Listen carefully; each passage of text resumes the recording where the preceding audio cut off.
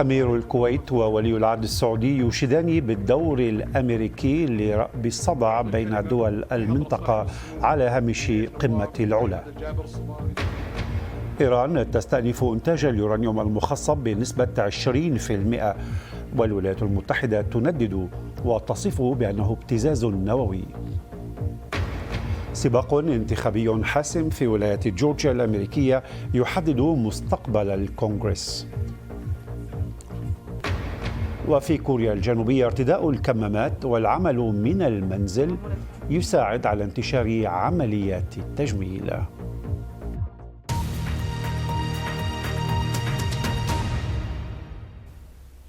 أهلا بكم في نسخة اليوم من عالم ظهيرة، معكم أنطوان خوري. والبداية من السعودية، حيث وقع القادة الخليجيون الذين شاركوا في قمة العلا في المملكة، وهي القمة 41 لقادة دول مجلس التعاون الخليجي، وقعوا على وثيقة العلا أو البيان الختامي لهذه القمة قبل حوالي ساعة من الآن. وفي كلمته أمام القمة أشاد أمير الكويت الشيخ نواف الأحمد الجابر الصباح إلى أن القمة تأتي لدعم العمل الخليجي المشترك وتحقيق آمال الشعوب الخليجية.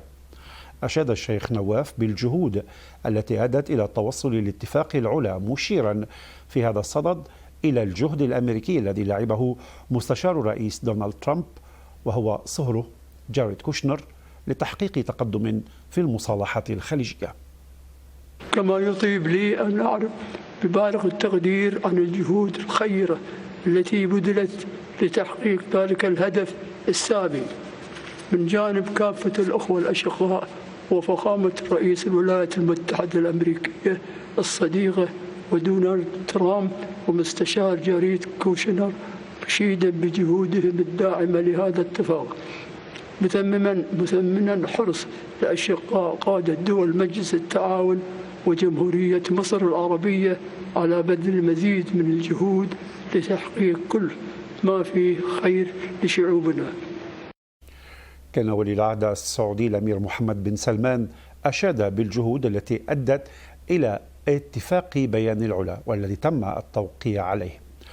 أشار بن سلمان في كلمته أمام القمة إلى أن البيان يؤكد على تعزيز أواصر الود والتعاون بين شعوب مجلس التعاون الخليجي.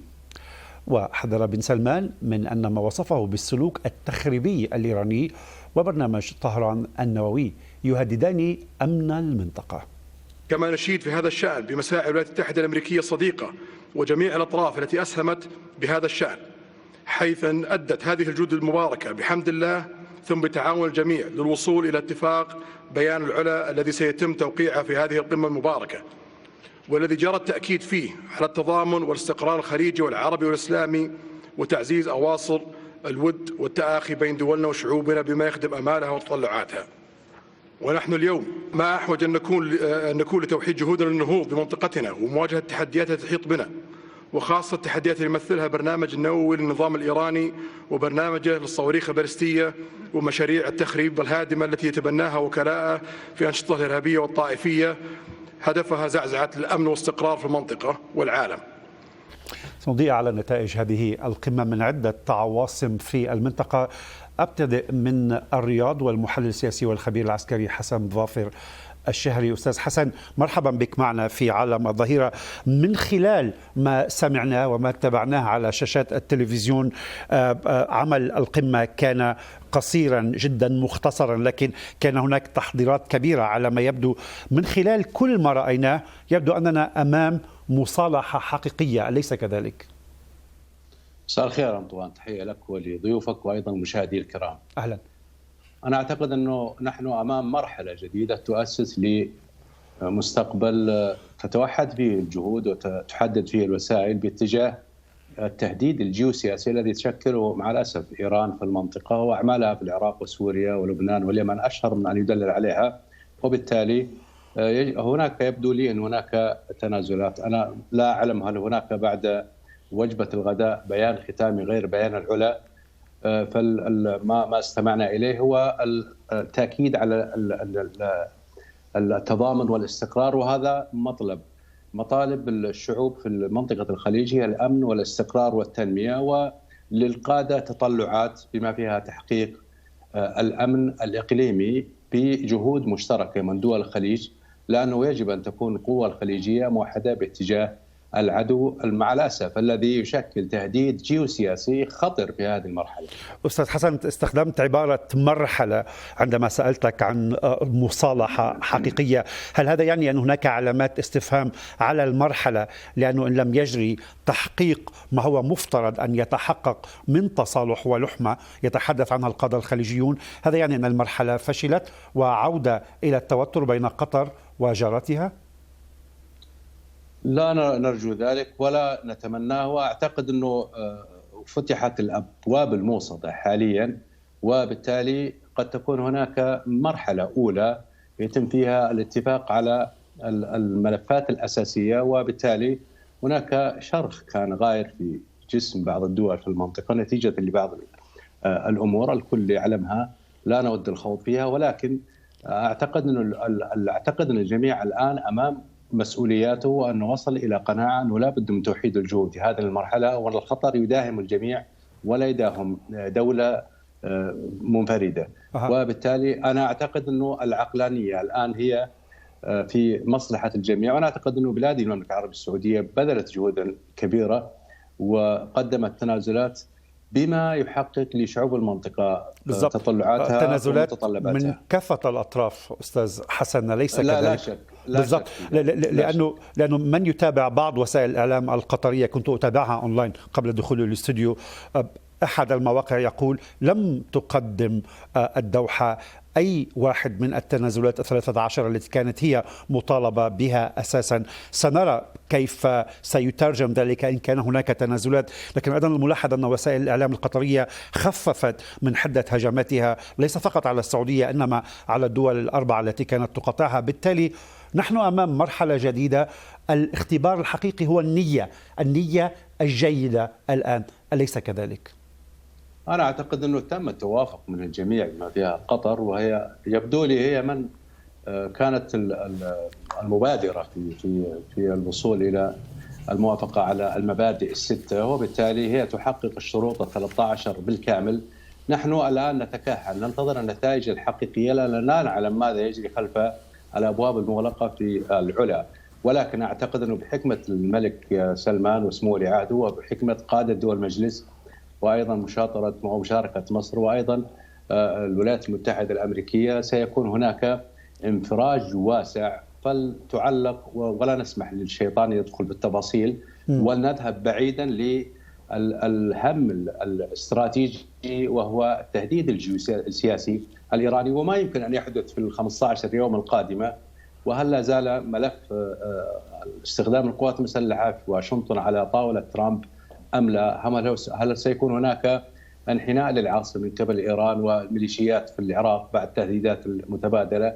ولاحظنا يوم أمس اختطاف لناقلة كورية. هناك بعض الأحداث قد تؤدي إلى إشعال فتنة في المنطقة، والمملكة العربية السعودية حريصة على عدم إذكاء مثل ذلك، لأنه أمامنا تنمية والشعوب تحتاج إلى أمن واستقرار ورخاء والتطلع إلى المستقبل بعيد عن الإرهاب وداعمي الإرهاب والتطرف ونشر الكراهية، وأيضا الإعلام مع الأسف العدواني أحيانا باتجاه بعض الدول أو التركيز على بعض الدول في المنطقة.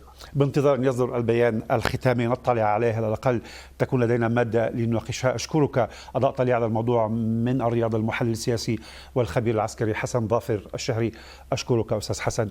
ما الموقف في الكويت؟ معي من هناك المحلل السياسي غانم السليماني. أستاذ غانم، مرحبا بك معنا في عالم الظهيرة. دعني في البداية أسألك عن طبيعة الوثيقة التي يمكن أن يكون القادة الخليجيون ووزير الخارجية المصري سامح شكري وقعوا عليها في العلا. هل نحن أمام اتفاق واضح المعالم برأيك، أم مجرد وثيقة التزام لتخطي هذه المرحلة الدقيقة جدا شديدة الحساسية في الخليج؟ ما طبيعة الوثيقة؟ هل يمكن التكهن من وجهة نظرك؟ إلى الآن لم يتم نشر هذه الوثيقة، وثيقة العلا تم التوقيع عليها من جميع القادة بما فيهم وزير الخارجية المصري والمستشار الأمريكي. قبل أن نخوض بالوثيقة كانت هناك دلالة رمزية كبيرة من خلال العناق الحار من ولي العهد السعودي والأمير القطري، كان هذا أعطى دلالة كبيرة لذوبان جميع الخلافات الخليجية. كان استقبال مميز، منح فرصة كبيرة لنجاح القمة قبل أن تبدأ. بدأت القمة القصيرة رغم قصر مدتها لأنها حملت دلالات كبيرة. هناك ولادة جديدة لهذه المنظومة التي اليوم تكمل عمرها 41. سيكون هناك تعامل مختلف وتعامل جديد بين الدول الخليجية، ويتم من خلال هذه المنظومة التي تحرص الولايات المتحدة أن تكون منظومة قوية وموجهة موجهة ضد التهديدات الإيرانية. أستاذ غانم، دعني أسألك عن الاختراق الكويتي لحال الجمود، لن أقول حال العداء لأنه قد يختلف اثنان على تفسير هذه الكلمة، لكن كان هناك الكثير من التوتر. قطر كانت تتذمر من حصار مفروض عليها. الدول التي كان يفترض كما تقول قطر أنها تحاصر الدوحة تتذمر من أن قطر تدعم الإرهاب. نعرف ما الذي جرى.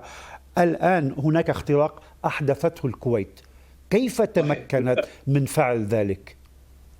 كانت هي العقبة الوحيدة بين لإنهاء هذا الخلاف هي مسألة فتح الأجواء والحدود قبل أن تبدأ القمة، وبالفعل هذا ما فعلته الكويت بإصدارها البيان الذي كان متوافقا بين قطر والمملكة العربية السعودية، واعلن في الكويت لفتح الحدود والأجواء. وكانت هذه هي البادرة الأولى لنجاح القمة التي بالفعل نجحت اليوم، واستطاعوا قادة دول الخليج أن يخرجوا بهذا البيان أو اتفاق العلا الذي سيكون ثمرة عمل مستقبلية لهذه المنظومة الخليجية. هل كان هذا ليحدث لو لم تتدخل الولايات المتحدة أستاذ غانم؟ لأنه على مدى السنوات القليلة الماضية 3 سنوات ونصف الكويت حاولت مرارا وتكرارا، لكن اصطدمت بعدة حوائط، بعدة جدارات. الجميع كان متصلب. الآن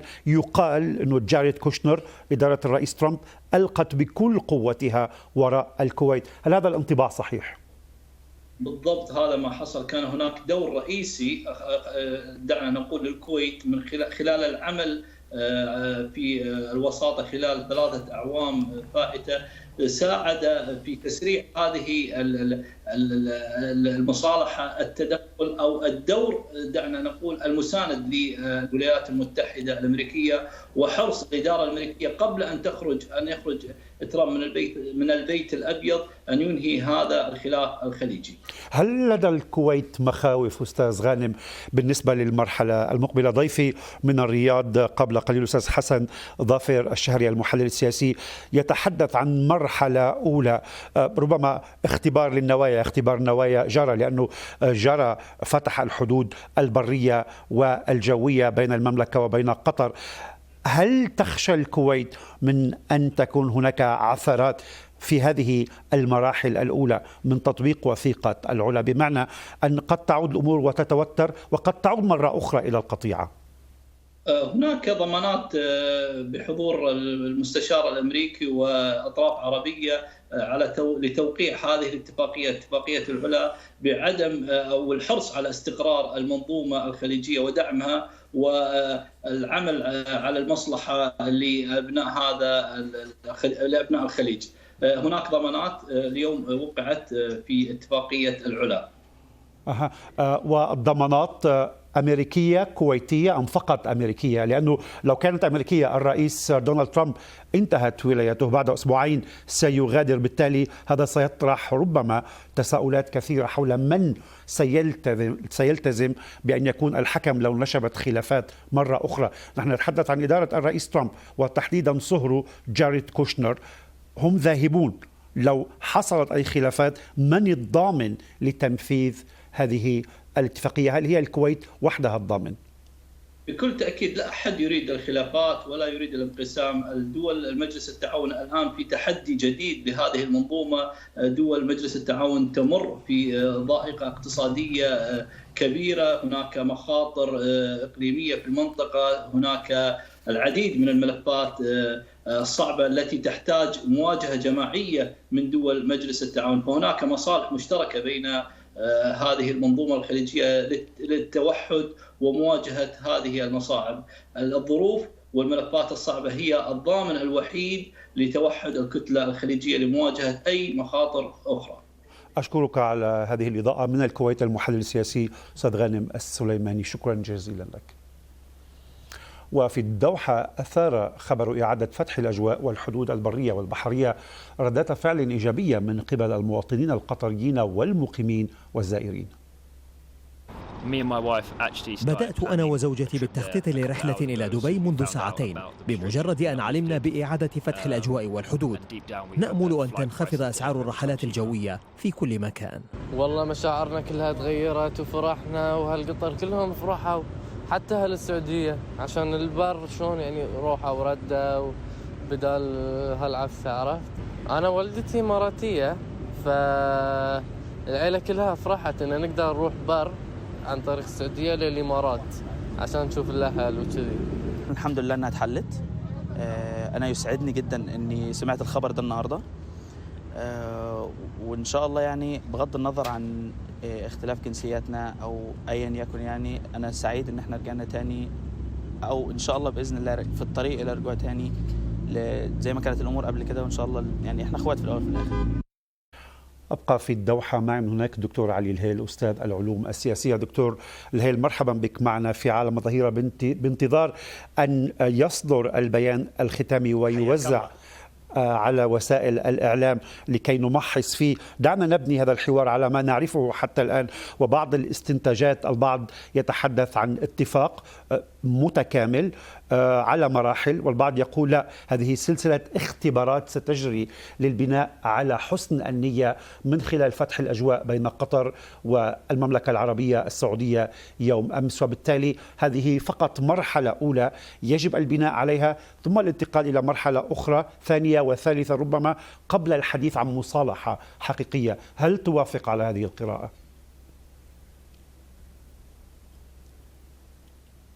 الدلالة الأهم يا سيدي أن دولة قطر والمملكة العربية السعودية اتفقتا قبل القمة التي عقدت اليوم على فتح الحدود وعلى فتح الأجواء عبر طبعا الوسيط الكويتي الذي نثني عليه. ولو لم تكن دولة قطر والمملكة العربية السعودية جادتين في التقارب بينهما لما قامت السعودية باتخاذ هذه الخطوة المتقدمة، فتح الأجواء وفتح الحدود. والدلالة الثانية والمهمة أيضا وهي استقبال الأمير محمد بن سلمان لأخيه الشيخ تميم المجد في المملكة العربية السعودية، والعناق الحار والمصافحة، وتأبط كل منهما يد الآخر. أعتقد أن هذه هي الضمانة الحقيقية وليست الضمانة الورقية. نحن لا نقرأ في النوايا لا يعلم بها سوى الله،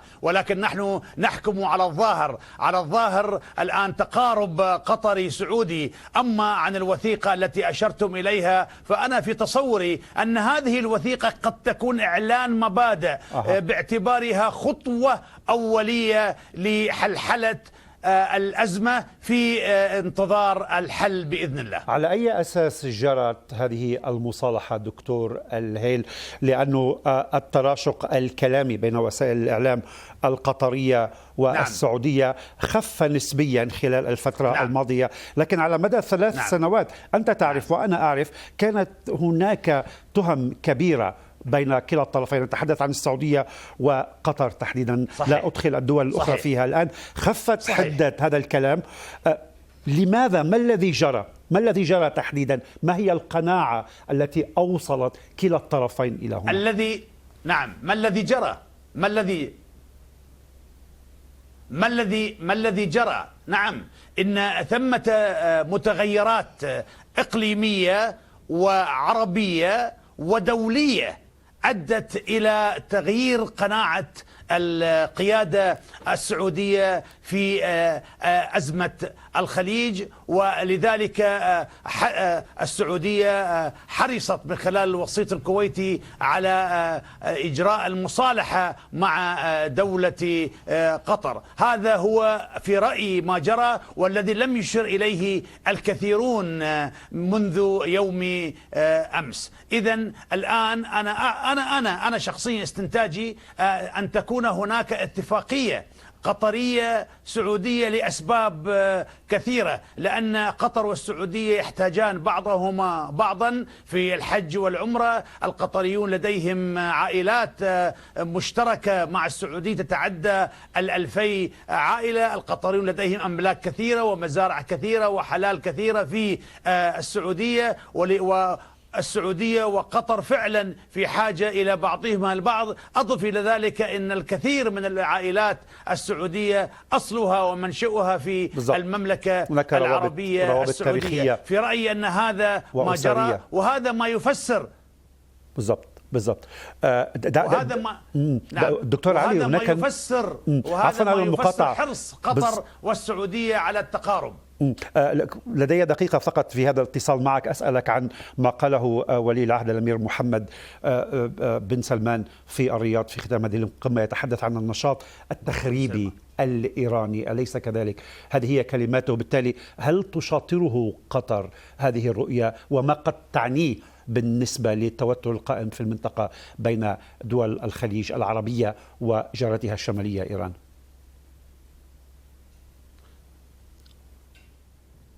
رأينا في إيران أنها دولة أصيلة في المنطقة، بيننا وبينها اختلافات تصل في بعض الأحيان إلى الخلافات، ولكن الحوار هو أنجع السبل لحل هذه الخلافات مع إيران.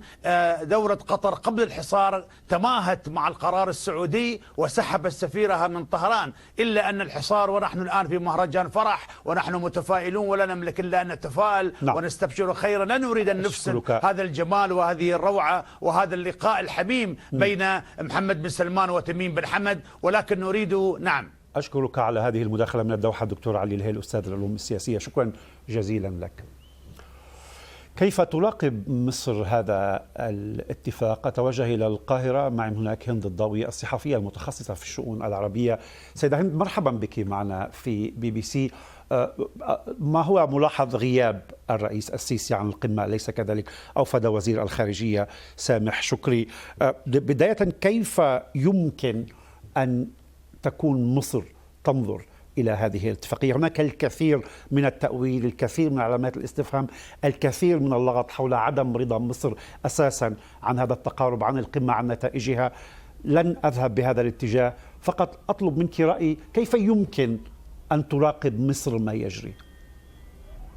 يعني بعد التحية أستاذ أنطوان، يعني مصر في البداية والنهاية لديها ملفات خلافية ومشكلات مع قطر، سواء كان هناك مصالحة بين قطر والسعودية أو حتى قطر والرباعي، رغم أن الرئيس السيسي ليس هو فقط من تغيب عن هذه القمة، ولكن أيضا ملك البحرين تغيب، الشيخ محمد بن زايد، وهو لديه موقف أيضا محدد من الخلاف مع قطر ودعم الإرهاب في المنطقة، وأيضا حتى سلطان عمان تغيب عن القمة، ولكن كل منهما لأسباب مختلفة. إذا نظرنا للقاهرة، بما أني أتحدث من القاهرة، نجد أن القاهرة من البداية وحتى قبل الخلاف الخليجي كان لديها مشاكل كثيرة مع قطر بسبب دعم جماعة الإخوان المصنفة في مصر إرهابية، بسبب دور قطر في قطاع غزة، بسبب دور قطر في ليبيا وإسقاط معمر القذافي ونقل الإرهابيين، هكذا تقول القاهرة الرواية الرسمية.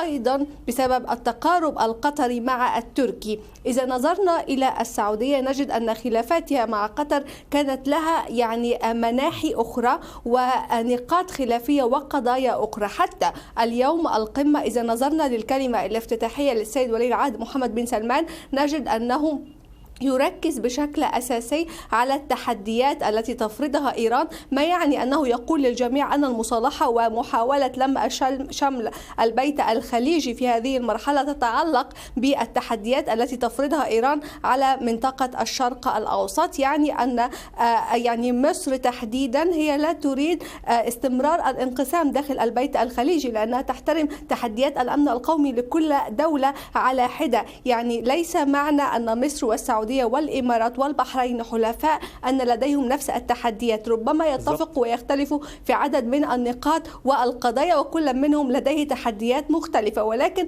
الرؤية العامة نجد أن السعودية بالفعل هي الأقرب حاليا للتصالح مع قطر لأسباب عديدة ومتعددة. قطر تريد أن تلعب على هذا الوتر، بمعنى أنها تريد أن تصنع فجوة ما بين الرباعي، هي تريد العودة إلى السعودية لأنها تدرك كنت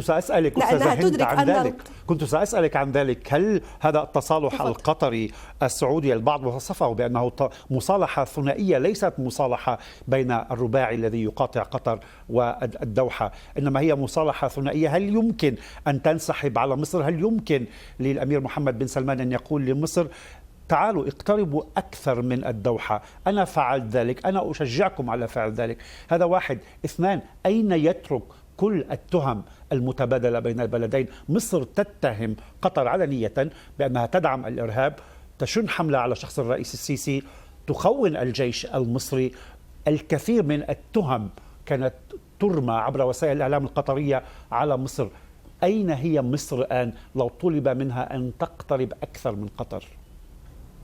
يعني أولا بالنسبة للاتهامات التي تفضلت بذكرها بالنسبة للرواية المصرية الرئيسية وحتى الشعبية تجاه قطر ما زالت قائمة. إذا تابعنا أمس وسائل الإعلام المصرية والمقربة أيضا من الدولة المصرية تقول أن قطر سواء كان هناك مصالحة أو غير مصالحة فهي داعمة للإرهاب ومتورطة في دماء المصريين، وأعتقد أن هذه الرؤية المصرية ستستمر لفترة طويلة. هل ستقترب مصر من قطر في المرحلة القادمة؟ هذا سيتوقف على قدرة ولي العهد السعودي على إقناع قطر بالتراجع عن مواقفها في دعم الجماعات أو الميليشيات في منطقة الشرق الأوسط، جماعة الإخوان المسلمين، القيادات الإخوانية التي تستقبلها على أراضيها لمهاجمة الدولة المصرية. بمعنى هذا سيتوقف على هل قطر بالفعل تريد العودة إلى الحضن العربي الخليجي وهي صادقة في ذلك أم لا. بالإضافة إلى نقطة هامة أن ما حدث حتى اليوم ما بين السعودية وقطر هو يقرأ في سياق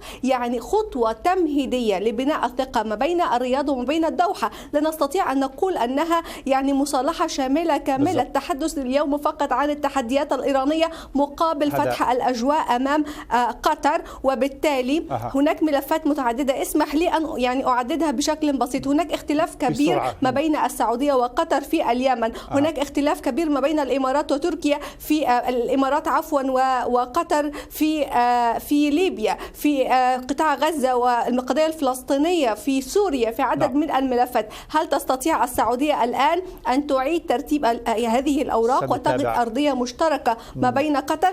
النقطة الأخيرة عفوا سيد أنطوان، أن كل هذا أو كل ما يحدث الآن هو استعداد لقدوم بايدن حتى تسقط السعودية الحجة عن قطر التي قالت أو بررت مرارا وتكرارا علاقتها مع التركي ومع الإيراني بشكل خاص بأن المقاطعة هي السبب. فالآن أعتقد أن السعودية أدركت هذه النقطة وتريد أن تسقط الحجج عن قطر.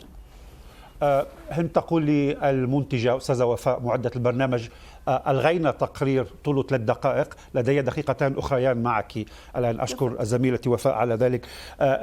نتحدث عن هذه الخلافات بين قطر والدول الأخرى، وبالتالي يبدو أن السعودية وضعت الأجندة الأساسية وهي مواجهة ما سماه الأمير محمد بن سلمان ولي العهد بأنه التخريب الإيراني في المنطقة. ما هي أولوية مصر الآن؟ هل هي مساندة التعاضد والتصالح الخليجي لمواجهة إيران، أم هي المشاكل الأخرى التي ظهرت خلال السنوات الأخيرة بين قطر ومصر؟ لابد أن هناك رؤية معينة للرئيس السيسي في هذا الإطار. يعني أولا الرئيس السيسي ولمصر حتى قبل الرئيس السيسي في عهد الرئيس حسني مبارك وحرب الخليج الأولى والثانية، مصر رغم يعني أن لديها تحديات كما ذكرت للأمن القومي ربما هي الأقرب والأكثر تأثيرا كملف ليبيا، كملف سد النهضة وغيرها من الملفات، ملف الجهة الشرقية مع قطاع غزة. ولكن مصر مؤمنة من البداية أن الأمن القومي الخليجي وأمن المملكة العربية السعودية بشكل عام هو جزء لا يتجزأ بأي شكل من الأشكال من الأمن القومي المصري. تعرض السعودية على سبيل المثال لأي تحديات بسبب النووي الإيراني، القوة البالستية والصاروخية التي أعطتها إيران لميليشياتها أو وكلائها في منطقة الشرق الأوسط، سواء كانوا الحوثيين أو حتى يعني في العراق أو غيرها من المناطق. مصر تريد أن بالعكس تريد أن تقف بجانب الخليج، لأن ليس فقط هذا يهدد أمن الخليج ولكن يهدد الأمن القومي المصري. مصر ليست أو لن تكون قوية بهذا الحجم إذا تعرضت دول الخليج الحليفة لها إلى أي يعني تهديدات كما حدث على سبيل المثال في سوريا وفي غيرها من الدول العربية وتفكك. مصر أدركت أن أي دولة تتفكك في منطقة الشرق الأوسط إذا نظرنا إلى سوريا أو حتى ليبيا معمر القذافي، هذا سيؤدي إلى مزيد من التوسع الإيراني والتركي في منطقة الشرق الأوسط. وبالتالي مصر يعني لن تتوقف عن دعم السعودية في لم الشمل طالما أن ذلك يصب في مصلحة الخليج. أضأنا على الموضوع من وجهة نظرك. شكرا جزيلا لك سيدة هند الضوي الصحفية المتخصصة في الشؤون العربية، أشكرك. ما الموقف في العاصمة الأمريكية واشنطن؟ نتوجه إلى هناك وسيدة هبة القدسي مديرة مكتب صحيفة الشرق الأوسط بواشنطن. سيدة هبة صباح الخير. استيقظتم على نبأ مصالحة سعودية قطرية، على الأقل هذا ما يقال حتى الآن بانتظار البيان الختامي. يبدو أن هناك مصالحة خليجية مع قطر، يجب أن نتأكد من ذلك قبل أن نتحدث عنه. لكن من الواضح أن جاريد كوشنر أجرى ما يشبه المعجزة، أم أنا أبالغ؟ لأنه البعض كان يتحدث عن استحالة إجراء مصالحة حقيقية بين قطر وجارتها. ما الذي فعله جاريد كوشنر هنا؟ نعم، أنا بانتظار أيضا رد من البيت الأبيض، وهناك ستصدر بيانات من البيت الأبيض والخارجية الأمريكية بالترحيب بهذه المصالحة والتقارب الخليجي مع دولة قطر. بالفعل جاريد كوشنر قام بجولات مكوكية خلال الأسابيع والأشهر الماضية لمحاولة رأب الصدع الخليجي وتحقيق هذه المصالحة الخليجية. هناك هدفين أساسيين لدى الإدارة الأمريكية الحالية المنتهية ولاية الرئيس ترامب قبل مجيء إدارة بايدن. أولا هي تحقيق هذه المصالحة لمواجهة التحديات الإيرانية. كانت قطر في خلال الثلاث سنوات الماضية قد توجهت بطائرتها إلى المجال الجوي الإيراني، مما وفر لإيران بعض الموارد المالية. هناك رغبة من الإدارة الأمريكية في الاستمرار في حملة الضغط القصوى ومنع إيران من موارد مالية. أيضا استوردت قطر في العام الأول من الحصار على احتياجاتها الغذائية من إيران. كل ذلك سيتوقف وستعود التجارة البينية مرة أخرى بين قطر والدول الخليجية. الهدف الثاني هو ما يتعلق بأجندة جاريد كوشنر الخاصة بتحقيق اتفاقات أخرى، ربما ينجز اتفاقا جديدا خلال الأسبوعين الجايين حول اتفاق تطبيع للعلاقات ما بين إسرائيل ودولة عربية أخرى، وربما تليها دول أفريقية ودول أسيوية. هنا علاقات الإمارات مع إسرائيل ستكون حجر ارتكاز لعديد من العلاقات الاقتصادية ربما في المستقبل مع بعض الدول الخليجية ومنها قطر. المصالح هناك ما زلنا في انتظار البيان الختامي وتفصيل هذا البيان، لكن لا يبدو أن هناك ذكر للمطالب 13 التي أعلنتها الدول الأربعة. طيب. ربما فتح المجال الجوي، ربما وقف. عظيم. سنتابع تفاصيل الاتفاق عندما تصلنا نسخة منه. أستاذة هبة، دعيني أسألك عن ربما جاريد كوشنر يفعل كل ما يفعله لأنه لديه ربما طموحات سياسية بعد 4 سنوات للترشح، لا ندري لمنصب الرئاسة، هذا ما يتردد على الأقل. لكن بالنسبة لإدارة الرئيس القادم جو بايدن الرئيس الديمقراطي المنتخب، هذه المصالحة الخليجية لابد أنها تخدمه، أليس كذلك؟ أم أنها بالعكس تزرع ألغام في طريقه؟ المصالحة الخليجية ستحقق وحدة لكل دول الخليجية الستة أمام الطموحات الإيرانية. ستضع المملكة العربية السعودية في موقف تفاوضي أفضل للتعامل مع إدارة بايدن. ربما سيجد بايدن نوعا من هذه الوحدة سيجدها بايدن حينما يأتي للسلطة حائط صد إلى حد ما في منح إيران مزيد من المزايا، في محاولة الضغط على الجانب الإيراني في تقليص طموحاتها الإقليمية، في وقف دعم للإرهاب ووقف دعم الوكلاء داخل المنطقة. هذه الوحدة يعني ستحقق مزايا عديدة للدول الخليجية في مواجهة هذا التقارب المحتمل ما بين إدارة بايدن والنظام الإيراني. أشكرك على المداخلة من واشنطن دي سي. هبة القدسي، مديرة مكتب صحيفة الشرق الأوسط، صباح الخير لك أستاذ هبة. نفتح ملفا آخر الآن. أكدت الوكالة الدولية للطاقة الذرية أن إيران بدأت تخصيب اليورانيوم بمفاعل فوردو بنسبة مرتفعة قد تصل إلى 20%. وقد اعتبر الاتحاد الأوروبي الخطوة الإيرانية مخالفة كبيرة لاتفاق فيينا النووي الذي انسحبت منه واشنطن. جاءت الخطوة بعد يومين من اختار طهران للوكالة الدولية للطاقة الذرية بقرارها رفع نسبة التخصيب. أعلن المتحدث باسم الحكومة الإيرانية علي ربيعي الاثنين بدء إجراءات تخصيب اليورانيوم بنسبة 20% في منشأة فوردو، وهي أعلى بكثير من تلك المحددة بموجب الاتفاق النووي بمستوى 3.67%. ويعد هذا الإجراء الأحدث والأكثر أهمية في سلسلة خطوات اتخذتها الجمهورية الإسلامية وتراجعت بموجبها عن معظم التزاماتها الأساسية وفق الاتفاق حول برنامجها النووي المبرم عام 2015. وتأتي هذه الإجراءات عقب قرار الولايات المتحدة عام 2018 الانسحاب بشكل أحادي من الاتفاق. ربيعي قال في تصريحات أوردها الموقع الإلكتروني للتلفزيون الرسمي إن إجراءات إنتاج يورانيوم مخصب بنسبة 20% بدأت في منشأة الشهيد علي محمدي فوردو المقامة تحت الأرض. وأضاف بأن الرئيس حسن روحاني كان أعطى في الأيام الماضية أمر بدء التخصيب بنسبة 20%. قبل ساعات وبعد اتخاذ الإجراءات التمهيدية كإبلاغ الوكالة الدولية للطاقة الذرية بدأ ضخ الغاز في أجهزة الطرد المركزي. يأتي الإعلان بعد أيام من تأكيد الوكالة الدولية للطاقة الذرية ومقرها فيينا أنها تبلغت من إيران عزمها على رفع نسبة التخصيب إلى 20% في منشأة فوردو جنوب طهران.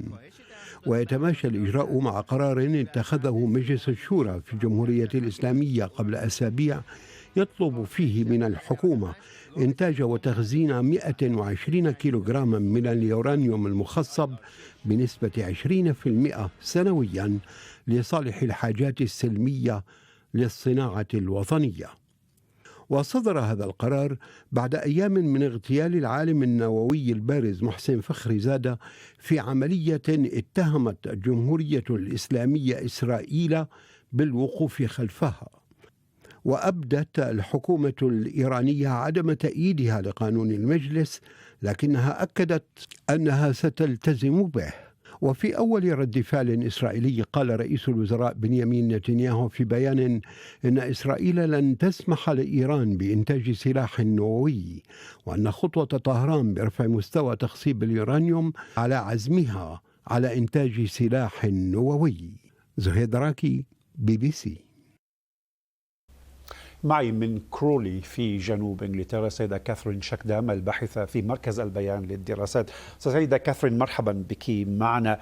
قبل أن أسألك عن هذا التخصيب في مجمع فوردو. لابد أن نتوقف مع قمة العلا في السعودية لدول مجلس التعاون الخليجي. الأمير ولي العهد السعودي محمد بن سلمان يتحدث عن نشاطات إيران التخريبية. يبدو أن هناك مصالحة وتقارب مع دولة قطر التي لها علاقة مع إيران. بالتالي هذه المصالحة عندما تتكشف جميع أبعادها كيف ستؤثر على المعادلة القائمة الآن مع إيران؟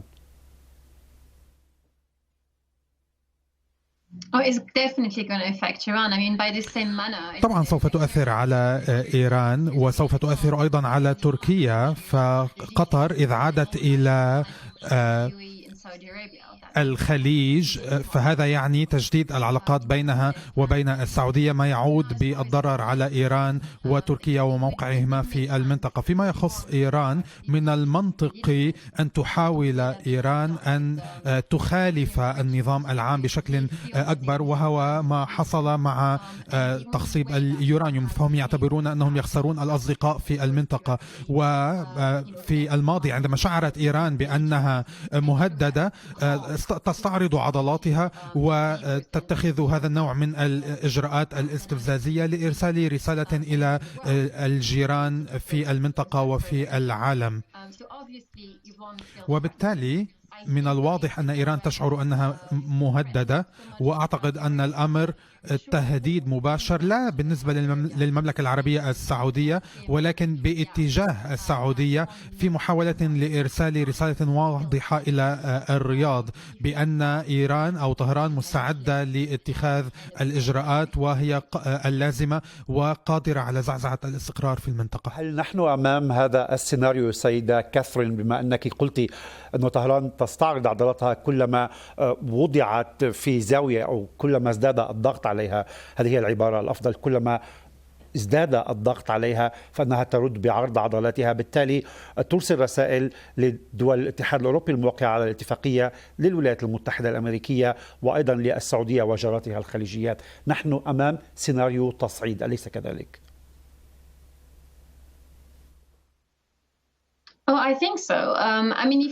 نعم، أعتقد أننا أمام سيناريو تصعيد، وعلينا أن نتذكر أيضا أن إيران صادرت سفينة تابعة لكوريا الجنوبية، ومن المفترض أن يجتمع البلدان على مستوى رسمي، وقد منعت كوريا الجنوبية وصول بعض الأصول المالية إلى إيران، وبالتالي هي تتخذ هذه الإجراءات في آسيا وفي الشرق الأوسط لأنها تشعر بأنها محشورة أو مهددة، وبالتالي تريد أن تؤكد على تموضعها وأن تذكر جيرانها بأنها لا تزال موجودة على الخارطة وقادرة على أن تكون إما قوة خير واستقرار في المنطقة أو قوة زعزعة لهذا الاستقرار. الرسالة واضحة جدا. سوف نشهد أيضا انتقالا للسلطة في الولايات المتحدة. هناك انعدام كبير لليقين هناك، وأعتقد أن إيران تستغل ذلك إما في محاولة منها لتطلع أو تزيد من أوراقها التفاوضية عندما يحين الوقت لإعادة الجلوس على طاولة المفاوضات مع الرئيس بايدن، بحيث يكون لإيران قدرة تفاوضية أكبر، وهي تريد أن تبرهن أيضا للسعودية أنها لن تذهب بل هي باقية ولها دور مهم في المنطقة، سواء كانت قطر جزءا من هذا المحور أو لم تكن. إيران اختارت خطوات تصعيدية كما حصل في السابق، تتفادى نزاع مباشر ولكنها تتخذ إجراءات استفزازية غير مباشرة بحيث لا تزيد أو لا تتخطى حدودها أو تصل الأمور إلى نقطة اللا عودة، بل يتخذون ما يكفي من الخطوات لبعث حلفائهم أو الدول في المنطقة على القلق. من كرولي سيدة كاثرين شاكدم الباحثة في مركز البيان للدراسات، شكرا جزيلا لك. اختفى الملياردير الصيني وهو مؤسس شركة علي بابا جاك عن الأضواء بعد دعوة